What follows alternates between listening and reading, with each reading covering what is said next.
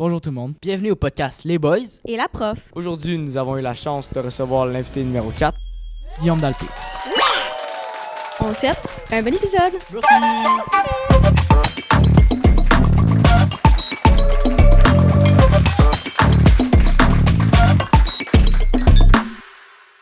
Bonjour Guillaume, comment ça va? Ça va bien, vous autres? Ça va bien? Ça va très bien. Ouais, ça va. Ça va bien, moi aussi. Présente-toi, présente ton métier.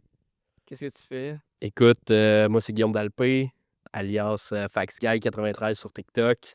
Je suis créateur de contenu dans le monde du hockey. Fait que je me promène d'aréna en aréna pour essayer de capter les meilleurs moments, capter les histoires qu'on veut, puis faire découvrir les espoirs de demain, les meilleurs joueurs qui s'en viennent au Québec. Nice. Moi, je veux savoir, c'est quoi un peu ton parcours scolaire? C'est quoi les études que tu as faites?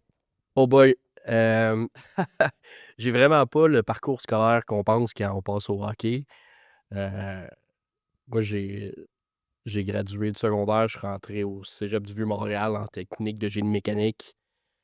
J'étais un peu passionné dans comment fabriquer n'importe quoi dans la vie. OK. Puis après ça, je suis rentré à l'université, j'ai un bac d'ingénierie. Fait il y a zéro rapport au hockey du tout, mais quand on regarde un peu plus loin, c'est tout le côté des stats puis tout ça, des chiffres qui a tout le temps roulé. Fait que c'est pour ça que... Mais je pense que les études, c'est important, puis d'avoir une Sûrement. passion on the side, Exactement. ça change le mal de place. Sinon, ton métier dans la vie de tous les jours, c'est quoi? Dans le fond, je suis coordonnateur dans une usine, fait que je gère une quarantaine d'employés. On est dans une usine de l'hydraulique, fait que beaucoup des vérins hydrauliques, des unités de puissance. Fait qu'imaginez toutes les... C'est con, mais imaginez un camion poubelle, le nombre de vérins, de cylindres hydrauliques qu'il y a là-dessus, puis la complexité d'un système comme ça. Ben moi, je suis vraiment à la tête d'une usine qui fabrique ces unités de puissance-là, puis ces choses-là. C'est quel aspect du jeu de hockey que tu préfères le plus, genre? Moi, là, ça va peut-être vraiment sortir de l'ordinaire, mais moi, j'aime le côté humain dans le hockey. Dans le sens que le nombre de sacrifices qu'un joueur doit faire pour jouer un jour, un match dans le junior majeur ou dans le midget 3A, je pense que le monde qui regarde un match puis qui juge rapidement en criant « Hey, tire au but », il réalise pas le nombre d'heures d'entraînement, le nombre de soupers de famille manqués, le nombre d'heures d'études dans un autobus ou en voyage. Des fois, c'est ça, c'est ce côté-là, puis réaliser que c'est du monde comme nous, là, autant même les joueurs dans la Ligue nationale, là, c'est des... Des humains. Puis Exact. famille de vie, ouais, absolument. Fait que moi, c'est le côté humain en arrière de la game, puis souvent, ça va t'aider à expliquer un jeu, que ce soit une amitié, une rivalité, deux gars qui courent après la même fille, mais là, tu te demandes pourquoi le gars, il va frapper un autre out of nowhere, mais là, tu comprends un peu plus le mental de la game, là. Genre, dans un jeu, ton préféré, genre, ce que tu préfères regarder, là, c'est-tu les humains ou les mises en jeu? Ouais. Donc, je comprends ce que tu veux dire. Mais dans le sens que moi, j'aime... Tu sais, c'est sûr que le jeu offensif, c'est tout le temps impressionnant, là. Le gars qui va faire le gros but, le gars qui va faire la grosse mise en échec, c'est sûr que c'est ces moments-là que moi, j'essaie de capter beaucoup plus, là. Il y a tout le temps les goalers qui viennent me dire tu sais, que je mets pas assez de gros arrêts ou que dans mes vidéos ou des choses comme ça, qui disent, ben là, tu sais, on fait des gros jeux, oui, mais c'est pas nécessairement ce qui est le plus spectaculaire. Fait que c'est sûr que de voir des gros joueurs offensifs marquer des buts spectaculaires, c'est quand même hot, là. Moi, ma question est vraiment pas claire, là. Ça commence bien. Ça va bien? Oui. Mais comment t'interagis avec ta communauté? C'est quand même pas super comme question. Ouais, OK. j'aime ta question parce que moi, je suis vraiment quelqu'un qui est easygoing dans la vie, là, puis tu sais, que le monde vienne me poser des questions, me demander des autographes dans des arénas, ça arrive vraiment régulièrement, puis la réalité, c'est que je vais jamais dire non à parler avec un jeune ou quelqu'un de ma communauté à aucun moment. Tu sais, la réalité, c'est que si je suis capable d'avoir autant de visibilité puis d'être capable d'avoir des contrats que j'ai actuellement puis des accès que j'ai actuellement, c'est parce que le monde, les jeunes embarquent dans ce que je fais, les joueurs embarquent dans ce que je fais. Fait que peu importe le temps que ça va prendre, Puis oui, des fois, je suis resté pendant une demi-heure après des matchs pour parler avec juste des abonnés, puis de comprendre, eux, ils jouent quel niveau. Puis, tu sais, j'aime comprendre, eux viennent d'où, qu'est-ce qu'ils aiment dans mes vidéos, puis tout ça. Fait que autant dans des arénas partout que le nombre de messages que je reçois par semaine de « viens voir tel match, viens voir tel match euh, », c'est tout au travers de ça que j'arrive à interagir. Là. Mais je trouve que tu prends vraiment le temps, là. Tu sais, moi, je l'ai vu quand on était à l'Armada, tu prends le temps de répondre aux personnes, puis c'est pas vite, vite, vite, t'es dans le moment, puis je pense Exact. que c'est ce qui fait Exact. que t'es authentique, là. On se demandait, ça ressemble à quoi un horaire pour toi dans une semaine environ? Je sais que t'es quand même vraiment occupé avec les 1001 games, mais comment tu jongles avec le travail et les matchs? J'ai quand même l'avantage d'avoir un emploi un peu plus de gestionnaire qui me permet de finir à 2 heures une journée si je dois aller voir un match à Québec OK. le soir même ou des choses comme ça. Fait que ça, je suis quand même chanceux par rapport à ça. Mais normalement, je travaille mon 8 à 5 de semaine. J'ai l'avantage d'avoir toutes mes fins de semaine libres pour la plupart des matchs, on va se le dire, là, sont du mercredi au dimanche. Les lundis, mardis, souvent, c'est mes soirées un peu plus relax parce qu'à moi, à part le Canadien le mardi, il n'y a pas grand-chose. Fait que souvent, moi, je bâtis mon horaire des mois d'avance. Mais c'est ça, des congés, c'est quand même rare dans ton horaire, là. Des journées que tu travailles pas puis que t'as rien à aller voir. Ouais. Des fois, c'est Ouais. plus qu'une game par jour, là. On s'entend, Ouais. là. Ouais. Dans le fond, en moyenne, je vois environ 250 matchs de hockey par année. Fait qu'on parle de 5 matchs semaine toute l'année. Fait que. Ça aime bien, là. Puis le nombre de. Tu sais, ce que le monde voit pas, c'est le nombre de matchs que je vais voir puis que j'ai pas ma caméra, tu sais. Ouais. Ça arrive souvent que je vais y aller voir un match avec mes amis, puis on va rencontrer des abonnés, on va faire des stories peut-être, mais que je vais pas être en mode aujourd'hui je filme, puis juste enjoy la game. Quand j'ai commencé, je sortais trop de vidéos, je filmais tout ce que j'allais voir, puis au final, je me brûlais à me dire, ben là, il faut que je pose ça, il faut que je pose ça. Alors que maintenant, je choisis mes matchs, je choisis les gros moments, puis le reste du temps, je vais quand même voir du hockey, Ouais. mais plus détendu. Ouais, ouais. Tu parlais de ta caméra, mais t'as-tu genre.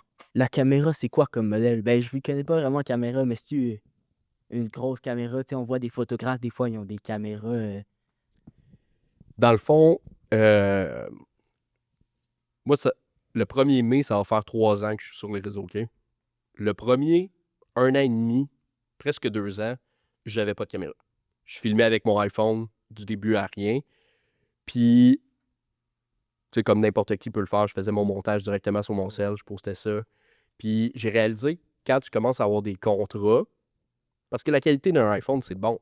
C'est juste que quand tu commences à avoir vraiment des contrats, ben là, celui qui t'embauche, des fois, il va te regarder un peu croche parce qu'il va dire « Ah ouais, tu sais, je paye le gros prix, mais tu filmes avec un téléphone, tu sais, j'aurais pu faire ça moi aussi. » Fait que, à la base, c'était un peu pour ça. Puis, fait qu'au final, je connaissais rien aux caméras jusqu'à à peu près, là, un peu plus qu'1 an. Fait que moi, je me suis quand même beaucoup informé. Je me suis trouvé un modèle qui est comme milieu de gamme, qui est un bon milieu de gamme, en me disant, ben, je veux investir là-dedans. Fait que moi, je roule avec une Sony A7 III, qui est quand même un. Tu sais, je connais des photographes qui se sont rendus presque au Canadien de Montréal avec exactement ce modèle de caméra-là. Puis après ça, ben, j'ai différentes lentilles, dépendamment si je suis dans un vestiaire puis que c'est très peu éclairé ou si je suis proche de la glace, si je suis collé sur une bande ou si je suis plus loin, mais là, je suis capable de varier mes lentilles puis tout ça là, pour être capable. Mais je te dirais qu'avec un téléphone cellulaire, tu es capable d'en faire beaucoup. Là. Tu fais des interviews là, avec du monde. Ouais. Mais, tu sais, nous aussi, on fait des podcasts. Puis, ce qu'on se demande, c'est comment qu'on trouve les questions. Tu sais, on trouve des questions, mais des fois, on n'est pas trop sûr. Fait que c'est quoi ton truc à toi pour les questions? Ben, ce que le monde ne savent pas, c'est que souvent, là, quand je vais poser une question en entrevue, puis moi, j'en fais pas énormément, mais je parle beaucoup avec les joueurs. Puis souvent, je vais déjà connaître la réponse. Puis je vais trouver que la réponse est intéressante. Fait que je vais un peu faire en reverse. Fait que connaissant la réponse, je vais trouver la question qui va pouvoir me donner cette réponse-là, puis qui va être intéressante parce que je trouve l'information intéressante. Plus que chercher la question pour aller chercher l'info intéressante, parce que là, t'es dans le vague complètement. Mais je comprends que dans un cas d'entrevue que tu connais plus ou moins, ton invité personnellement, mettons, des fois, c'est un peu plus difficile. Fait que, Je pense ils se sont creusés la tête un petit peu plus pour les questions de l'épisode parce que, tu sais, ils t'ont vu tout ça. Moi, je te connais quand même un peu, mais c'était de trouver les questions qui étaient pertinentes que des fois, j'étais comme si je veux des questions ouvertes avec la discussion, des questions oui ou oui. non, c'est pas ça que je veux, là. Mais non, mais c'est bon, mais à date, là, je suis impressionné. Là. Ça va bien. Là. C'est ça qu'il faut. Sinon, comment comment t'as commencé à faire ton contenu? Genre, c'est quoi qui t'a motivé, genre? Puis je rajouterais, c'est quand que tu aurais dit, mettons, que ça a pris autant d'ampleur, là? Dans le fond, le 1er mai, ça va faire 3 ans que moi, je suis sur les réseaux. Puis j'ai installé TikTok la journée où j'ai posté mes premières vidéos. J'avais une amie qui me montrait souvent des vidéos. Elle me disait, ah, check, ils font des vidéos, puis ils font ils parlent de hockey sur cette plateforme-là. Puis moi, dans ma tête, TikTok, c'était une plateforme pour mettre des petites danses puis des choses comme ça. Là. À ce moment-là, je n'étais pas sur la plateforme du tout. Fait que je me suis dit, ah, ben, gars, c'est intéressant. Je vais mettre mes prédictions des séries. Fait que là, j'ai analysé un peu toutes les séries, comme je le fais dans la vie de tous les jours. Puis je me suis dit, ben, à la place de le dire à mes chums, ben, je vais le mettre en vidéo. Puis m'a leur envoyé. Puis là, j'ai remarqué rapidement qu'il y a des joueurs qui m'ont écrit. Parce que les joueurs juniors majeurs ont dit, hey, c'est intéressant. Puis là, ils m'envoyaient des questions sur Instagram puis tout ça. Puis j'ai comme réalisé que les joueurs embarquaient, les amis des joueurs embarquaient vraiment rapidement dès les premières vidéos. Puis je te dirais, les premières vidéos virales, moi, j'ai tout le temps été voir beaucoup de matchs de hockey, même avant d'être sur les réseaux. Puis j'allais voir des matchs sur la route. Puis ça devait faire 3 semaines, j'étais sur TikTok, que je passe à la route avec mes amis, on s'en va à Gatineau. Puis il y a déjà des jeunes qui viennent me voir pour me demander des photos. Puis c'est un peu à ce moment-là que j'ai comme réalisé que hey, je viens de commencer, j'ai peut-être 1000, 1500 abonnés. Puis il y a déjà du monde qui vient me demander des photos, puis tout, me demander mon opinion sur certaines choses. Puis le monde pense que je me promène puis que je vais voir autant de matchs parce que je suis sur les réseaux, alors que les réseaux, ça me permet juste d'y aller gratuitement, mettons. C'est beaucoup plus ça que l'inverse. Tu sais, j'avais déjà fait 15 des 18 arénas de la LHJMQ avant de me mettre sur les réseaux. Moi, il me restait, tu sais, j'avais déjà fait Moncton, Bathurst, tout ça, qui est à 12-13 heures de route. Fait que moi, fait que j'ai commencé à faire des vidéos de road trip de hockey avec mes amis, puis ça a vraiment pogné. Je me suis dit, ben, moi, à la base, je faisais ça pour avoir des souvenirs de road trip, de séries éliminatoires avec mes amis. Puis là, ça pogne. Fait que je me suis dit, bon, ben, il y a un marché pour ça, clairement. Fait que là, j'ai commencé à en faire de plus en plus, avec le temps. Là. Puis quand tu commençais à faire des vidéos, t'allais plus voir genre de la LHMQ, de la LNH ou genre du... Moi, dans le fond, moi, j'ai un peu la mentalité qu'au Québec, il y a plein de beaux niveaux de hockey, mais qu'on parle juste des Canadiens de Montréal ou trop des Canadiens de Montréal. Je m'excuse pour ton chandail, là. Non, mais fait alors que des beaux niveaux de hockey, il y en a partout. Puis oui, à la base, moi, j'avais des billets de saison depuis plusieurs années à l'Armada. Puis c'est là que ça a vraiment parti. Fait que j'ai commencé à recap des games à l'Armada, puis raconter mes soirées que j'allais au match, puis que je voyais puis souvent, c'est un peu ça le défi, c'est qu'est-ce qui différencie ce match-là des 200 autres que je vais voir dans mon année, tu sais. C'est de comprendre l'histoire du match, puis tout ça. Fait que j'ai vraiment commencé avec le junior majeur, puis après ça, j'ai commencé à montrer, ouais, mais quand je m'en vais voir de la nord-américaine, quand je vais voir du midget 3, c'est quoi la différence? Est-ce que tu pratiques un ou deux sports? Quand j'étais jeune, j'ai toujours voulu jouer au hockey, puis mon père a dit, le hockey, c'est trop toxique comme environnement, tu joueras pas au hockey. Puis, fait que j'ai fait des arts martiaux quand j'étais jeune, mais en ce moment, je joue un peu au deck, mais c'est pas mal tout. Là. Je suis plus un sportif de salon. Là. Moi, j'aimerais savoir, qu'est-ce que tu penses de la violence sur le jeu, des mises en échec, des grosses batailles? Ton opinion un peu là-dessus? Mais moi, je pense que, tu sais, j'ai peut-être une opinion un peu controversée, mais je pense que ça changera pas tant et aussi longtemps qu'au Québec, on n'investira pas dans la formation des arbitres, Ça, puis on qu'on d'accord. protégera pas nos arbitres. Tu sais, dans un monde idéal, les grosses mises en échec, à part pour donner le ton à un match ou tout, tu sais, des gars qui dropent, la réalité, c'est le code de l'arbitre l'a pas chassé. Moi, je pense que c'est une mise en échec. Je vais aller donner une punition, si on veut. Mm. Tu sais, ça part de là. Alors que si le premier coup, il est chassé par un arbitre, Ça se termine là. ben, il n'y en a pas. Tu sais, au football, au soccer, il n'y en a pas il y a personne qui drop puis qui se batte. Fait que ce jeu-là est un peu inutile, mais il changera pas tant et aussi longtemps. Puis je sais que les parents qui crient sur les arbitres puis tout ça, ça fait qu'il y a beaucoup de bons arbitres qui drop très rapidement. Ah oui. Fait que tant que ça va pas changer la culture de si tu cries sur un arbitre, il arbitrera plus dans un an. S'il arbitre plus dans un an, ceux qui montent, c'est pas nécessairement les meilleurs. Mhm. Si c'est pas les meilleurs, ben tu crées encore plus les arbitres. Tu sais, c'est un cercle vicieux qu'on vit au Québec avec les arbitres. Fait que ça va prendre l'investissement, ça va prendre. Est-ce que ça implique d'enlever les statistiques à jeune âge? Est-ce que ça implique d'enlever les parents des estrades avant l'âge de 13 ans, mettons? Ça se peut, ça. Tu sais, barrer les portes, puis les parents qui restent en dehors, puis on s'en fout. On veut juste qu'ils fassent du sport, puis que ce soit sécuritaire, puis que les jeunes arbitres, ils mangent pas la frustration d'un parent, mettons. Fait que Parce qu'on s'entend que les parents, il y a beaucoup de pression qui est mise autant sur les jeunes que sur les arbitres. Puis c'est souvent ça qui, des fois, empire puis amène Exact. des comportements des jeunes sur la glace complètement inappropriés exact. à cause des parents. Exact. Fait que, tu sais, dans un monde idéal, j'en voudrais pas, mais est-ce que je pense que ça va arrêter prochainement parce que le gouvernement passe une loi? Certainement pas. Non, c'est sûr. Mais, tu sais, j'ai vu que tu avais posté une vidéo, puis en une période, il y avait genre 32 minutes de pénalité, là. Ouais. Mais, mettons, c'est quoi ta perception des arbitres dans la GMQ?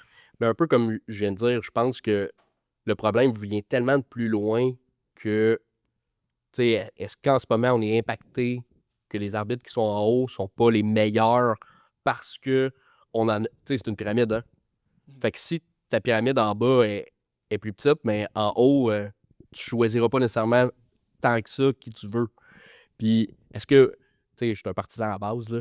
Est-ce qu'il y a des calls que, je suis pas d'accord, plus d'un point de vue d'un partisan qui est fâché que son équipe se fasse? Oui, oui. Assurément.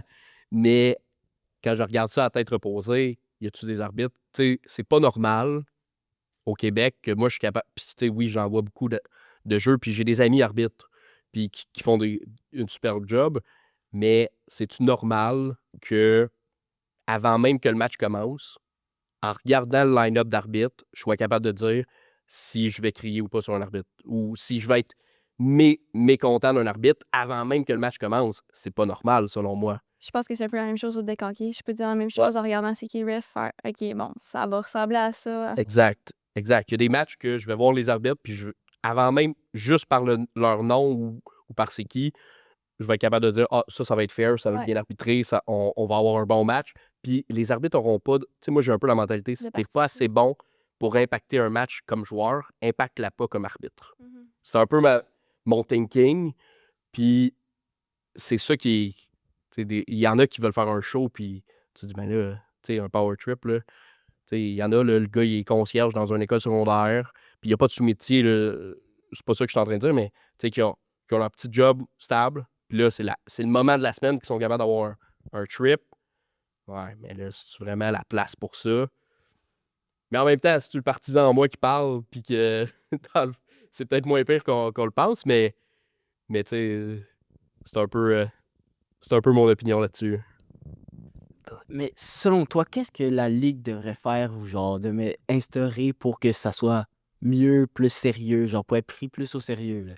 Ouais, mais je pense que ça part pas de la Ligue. Je pense que ça part d'Hockey Québec. Je pense que Hockey Québec, un peu comme je disais, y a-tu des moyens vraiment que les jeunes arbitres soient vraiment protégés? Puis je pense que c'est ça qu'on. Tu sais, on pense tout le temps à protéger les joueurs Ouais. des mises en échec avec des nouveaux casques. On pense souvent à tu sais, maintenant un coach qui, dans le vestiaire, va lancer une poubelle, ben là, c'est pas accepté par le code d'éthique. Fait que là, on réprime ça. Mais est-ce qu'on pense réellement aux arbitres? Est-ce qu'on surveille réellement les comportements de certains parents, certains partisans puis dans des arénas? Des fois, c'est par là que le message va passer, en protégeant nos arbitres pour qu'il y en ait plus qui montent, puis que vraiment, à ce moment-là, on puisse dire, ben, on prend vraiment la crème de la crème. Ouais. Puis c'est sûr que Hockey Québec a des systèmes de mentorat puis des choses comme ça qui travaillent, mais il faut penser à protéger nos arbitres au Québec parce qu'en ce moment, c'est pas le cas. là. Est-ce que tu fais des collabs? Si oui, lesquels? Tu sais, juste après qu'on enregistre, je m'en vais filmer une pub avec Tim Hortons pour les réseaux, en vue des cartes de hockey, la nouvelle série qui va sortir à mi-avril. Fait que, Ouais, fait que c'est comme la deuxième fois que je collabore avec Tim Hortons. J'en ai fait avec Crave dans le passé. Tu sais, je suis ambassadeur pour Sport Rousseau, fait qu'évidemment, j'ai un contrat avec Sport Rousseau.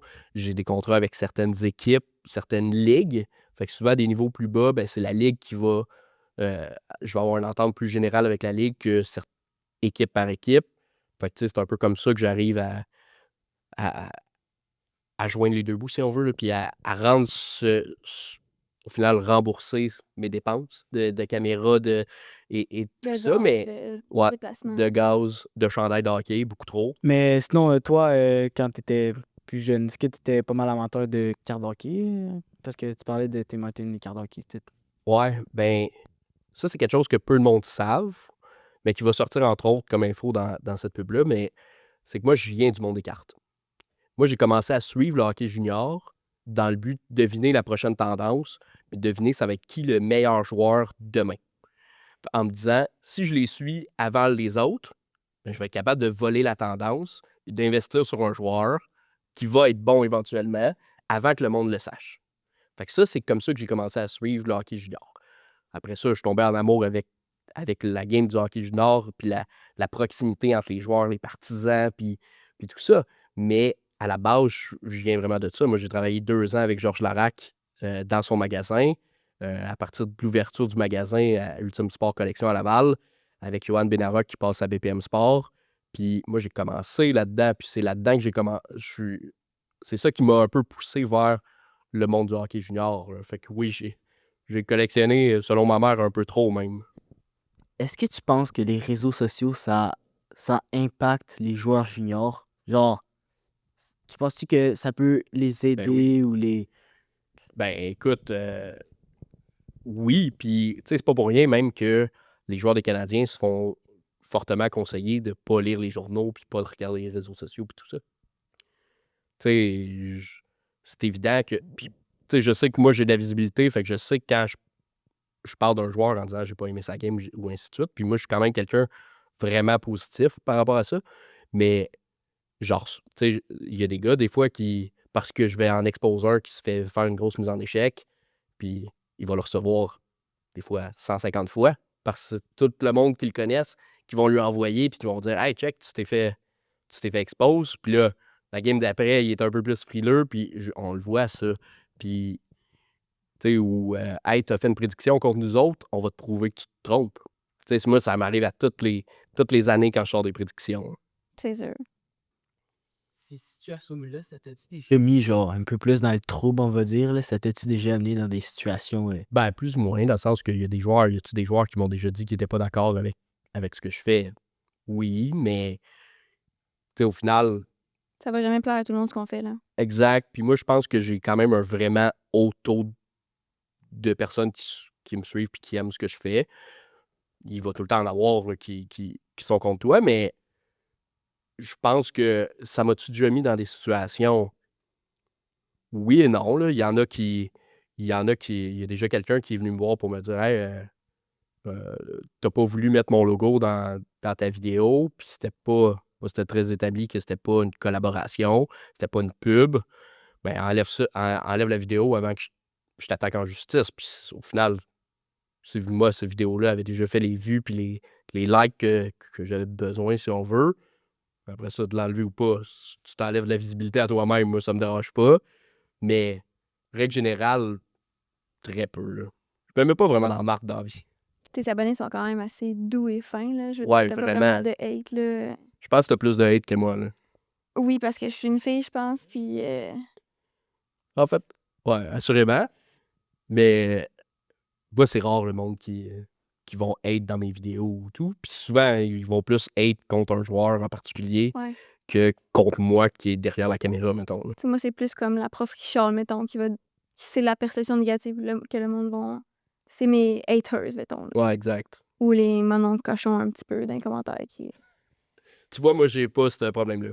C'est l'avantage. Sinon, ça a été quoi ta plus grande expérience dans le hockey, genre? Genre, mettons, ce que t'as vu ou... Un joueur. Ouais, un joueur peut-être. Peut-être un événement, je sais pas. Ben, je t'avouerais que l'an dernier, quand Zach Bell est venu au Québec, puis que je l'ai suivi dans sa tournée, ça a quand même été vraiment hot. Là.